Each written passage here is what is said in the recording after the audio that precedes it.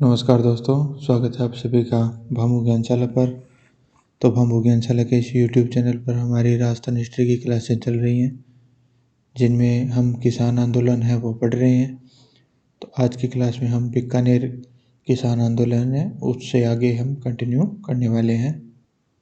तो ये हम बीकानेर किसान आंदोलन हम पढ़े उससे पहले आप लोगों को मैं ये दिखा देता हूँ कि आप लोग वीडियो देख रहे हैं। ये देखिए कि 70% लोगों ने सब्सक्राइब नहीं कर रखा है, सिर्फ 30% लोगों ने कर रखा है, और उसके अंदर से 52% है वो फीमेल है। ये देखिए आज की तारीख का ये डाटा है कंप्लीट। तो आप लोग वीडियो देख रहे हैं लेकिन सब्सक्राइब नहीं कर रहे हैं। तो सब्सक्राइब करने के कोई पैसे नहीं है, फ्री ऑफ कॉस्ट है। तो प्लीज़ सब्सक्राइब कर दें अगर आप ये वीडियो देख रहे हैं तो, और वीडियो को लाइक कर दें। तो चलिए आज की क्लास हम आगे कंटिन्यू करते हैं। तो 1927 में महाराजा गंगा सिंह थे, यानी बीकानेर में पढ़ रहे हैं। तो बीकानेर के जो राजा थे उसमें वो गंगा सिंह थे। तो महाराजा गंगा सिंह ने गंग नहर का निर्माण करवाया था, जो गंगानगर में है मुख्य रूप से। और गंगानगर उस समय बीकानेर रियासत का भाग था। तो गंग नहर से उत्पन्न परिस्थितियों की ओर बढ़ी हुई भू राजस्व की दरें के कारण बीकानेर रियासत में सर्वप्रथम किसान आंदोलन 1937 में उदासर गांव में प्रारंभ हुआ, जिसका नेतृत्व जीवनराम चौधरी ने किया था। बीकानेर रियासत का दूसरा बड़ा किसान आंदोलन 1944 में दूधवा खरा गांव में प्रारंभ हुआ, जिसका जो नेतृत्व है वो हनुमान राम चौधरी ने किया था। उसके बाद है समग्र जो बीकानेर रियासत है उसके अंदर किसान आंदोलन का जो नेतृत्व है वो कुंभाराम आर्य ने किया था। कुंभाराम आर्य ने किसान यूनियन क्यों नामक पुस्तक है वो भी लिखी। ये क्यों लिखी कि किसान को यूनियन बनाने की जरूरत क्यों पड़े, ये इस पुस्तक के अंदर कुंभाराम आर्य ने बताया था। और ये गंग नहर का जो कारण है भी आंदोलन का, ये इसका जो रीज़न है वो ये है कि गंग नहर का निर्माण गंगा सिंह ने करवा दिया, लेकिन उसके बाद में जो ज़मीनों पे टैक्स जो लिया गया था, भू राजस्व जो दर थी वो बहुत ज़्यादा थी। इसलिए किसानों को ये बीकानेर रियासत के अंदर आंदोलन करने की ज़रूरत है वो पड़ी थी। और ये जो 1927 की बात है ये गंग नहर की बात है, और ये जो आंदोलन है ये 1937 की बात है। तो ये आप ये मत सोचना कि ये आंदोलन 37 में हुआ है और यहाँ 27 लिख रखा है, ये तब की नहीं है, ये गंग नहर के निर्माण की बात को लेकर है। बीकानेर राज्य के जागीरी क्षेत्र के अनेक किसानों ने पलथाना में आयोजित जाट प्रजापति महायज्ञ में भाग लिया, जिससे उनमें भी राजनीतिक चेतना भी उत्पन्न हुई थी। अब आगे चलते हैं अलवर किसान आंदोलन। यहाँ अनेक जातियों के किसानों ने भाग लिया था, जैसे जाट, राजपूत, गुज्जर, यादव, मेव यानी जो मुस्लिम हैं उन्होंने। अलवर किसान आंदोलन मुख्यतः सूअर पालन की समस्या से संबंधित था, यानी सूअरों की वजह से फसल है वो खराब हो रही थी, जो जंगली सूअर है, तो उस कारण ये किसान आंदोलन हुआ था। अब इसके अंदर है नीमूचना हत्याकांड। 14 मई 1925 को अलवर के नीमूचना नामक स्थान पर चल रहे किसान सम्मेलन पर कमांडर छज्जू सिंह के आदेश पर वो गोलियां चलाई गई थी, जिसमें बड़ी संख्या में किसान है वो मारे गए थे। लेकिन जलियांवाला हत्याकांड है उसकी चर्चा ज़्यादा हो चुकी है। तो जलियांवाला हत्याकांड विख्यात है। उसका विख्यात होने का एक रीज़न ये भी है कि वो अमृतसर का जो गोल्डन टेम्पल है उसके बिल्कुल पास में है, मैंने भी जाके देखा है। तो इस वजह से वो जो जलियांवाला हत्याकांड है उसकी चर्चा ज़्यादा हुई, और राजस्थान में जो हत्याकांड है उनकी चर्चा है वो कम हुई थी। उसके बाद में इस जो हत्याकांड की जिक्र है वो गांधी जी ने अपने जो समाचार पत्र था यंग इंडिया, उसके अंदर भी इसकी तुलना जलियांवाला बाग हत्याकांड से की थी, और इसको दोहरी डायरशाही यानी डबल डायरिज्म की संज्ञा है वो दी थी। दिल्ली से प्रकाशित समाचार पत्र रियासत ने भी इस हत्याकांड की तुलना जलियांवाला बाग हत्याकांड से की थी। अलवर के जो मेव मुस्लिम किसान आंदोलनों का जो नेतृत्व है वो मुसलमानों की तरफ से मोहम्मद अली, मोहम्मद हादी, यासीन खान ने किया था। इन्होंने 1932 में अंजुमन खादिम उल इस्लाम नामक संगठन की स्थापना की और इस संगठन के माध्यम से किसान आंदोलन का जो नेतृत्व है वो किया था। इस संगठन में अलवर में स्कूलों की भी स्थापना की गई थी। भरतपुर में किसान आंदोलन का नेतृत्व भोज लंबरदार ने किया था। तो अब आगे हम बात करते हैं, तो आगे हम बात करेंगे बूंदी किसान आंदोलन की।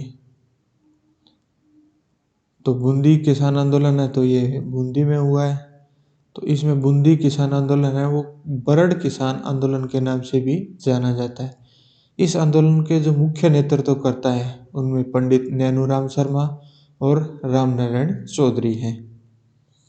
कोट इसमें जो नोट लगा के लिख रखा है इसको भी आपको ध्यान में रखना है कि कोटा बूंदी या संपूर्ण हाड़ौती क्षेत्र में राजनीतिक जागृति और किसान आंदोलन का जनक है वो पंडित नैनूराम शर्मा को माना जाता है। इसके अंदर होता है डाबी हत्याकांड। तो 1923 में बूंदी के डाबी नामक स्थान पर चल रहे किसान आंदोलन पर इकराम हुसैन नामक सैन्य अधिकारी द्वारा गोलियां हैं वो चलाई गई थी, जिसमें नानक भील व देवा गुज्जर किसान है वो मारे गए थे। इसके बाद है 1920 में सीताराम दास द्वारा डाबी किसान पंचायत की स्थापना की, जिसका जो प्रथम अध्यक्ष है वो हरला भड़क है था। अब नानक जी भील है वो अपने लोकगीतों के माध्यम से किसानों में जागृति है वो उत्पन्न करते थे। पथिक द्वारा लिखित पथिक द्वारा लिखित है वो झंडा गीत गाते हुए शहीद हुए थे। यानी जो झंडा गीत है वो पथिक द्वारा लिखा गया था, लेकिन गा कौन रहे थे? नानक जी भील। माणिक्यलाल वर्मा ने नानक भील की याद में अर्जी गीत है वो लिखा था। माणिक्यलाल वर्मा ने पंछिड़ा नामक गीत है वो भी लिखा था, लेकिन अर्जी जो गीत है वो नानक जी भील की याद में लिखा गया था। और जो माणिक्यलाल वर्मा ने लिखा था वो पंछिड़ा गीत भी लिखा था और अर्जी गीत, ये दो आपको याद रखने हैं। अब इसके बाद में बूंदी हड़ौती क्षेत्र में नानक भील और मेवाड़ क्षेत्र में भंवरलाल सोनकार अपने लोकगीतों के माध्यम से किसानों में जागृति का कार्य है वो करते थे। भंवरलाल सोनकार को प्रज्ञा चक्षु भी कहा जाता था। इनका प्रसिद्ध गीत है वो गीत सुन राणा फतेह माल रे है, वो भंवरलाल सोनकार का जो प्रमुख गीत है वो था। क्या नाम है इसका? गीत सुन राणा फतेह माल रे।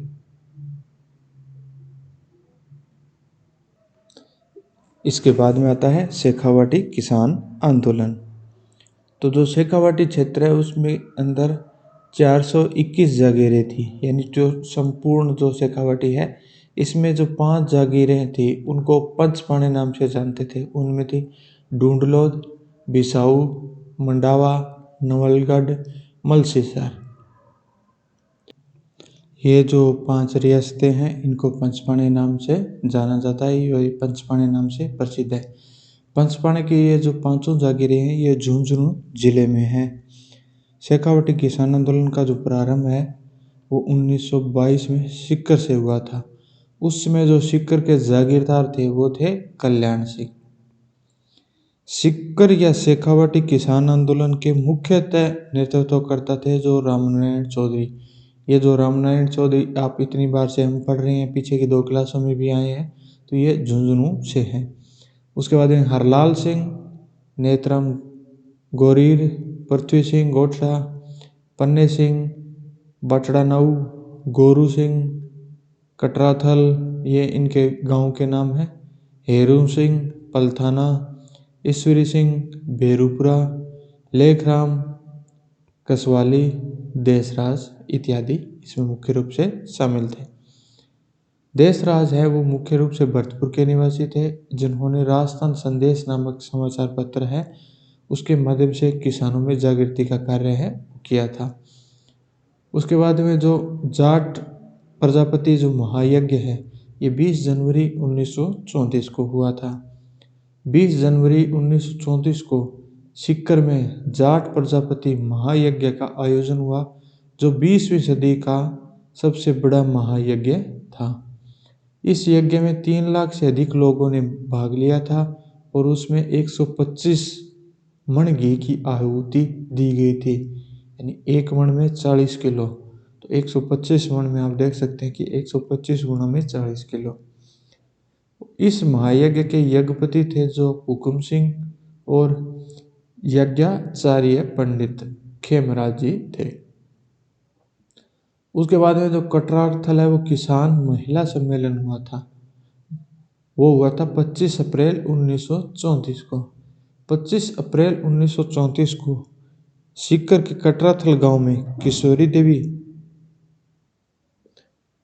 देवी की अध्यक्षता में एक विशाल किसान महिला सम्मेलन का आयोजन है वो हुआ था, जिसमें 10,000 से अधिक महिलाओं ने भाग लिया था। और इसमें जो मुख्य वक्ता के रूप में थी वो उत्मा देवी थी। यह सम्मेलन सीहोर के ठाकुर मान सिंह के विरुद्ध में किसान महिलाओं से दुर्व्यवहार के विरोध में बुलाया गया था। इसके बाद में आता है जयसिंहपुरा हत्याकांड, जून 1934। जून 1934 में ढूंढलोद के जयसिंहपुरा गांव में हल जोत रहे किसानों की हत्या है वो की कर दी गई थी।